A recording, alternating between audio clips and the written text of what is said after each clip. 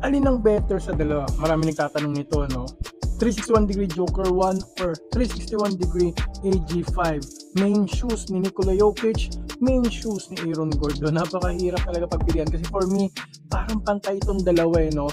Siguro, pag ikaw forward ka, 3, 4, kahit pag mabigat kang 2, no? Shooting guard na heavier, ito bagay to sa'yo. Mas maganda kasi yung court feel nito, mas low to the ground ito. Tingnan nyo naman yung difference niya, no? Flat, ito mataas. So mas responsive to, mas quicker kayo dito, mas ramdam ninyo yung court feel, ramdam na court feel pa, pero faster po ito. Very bouncy na sapatos, very supportive din naman. Pero for me, parang may slight advantage itong AG5, no?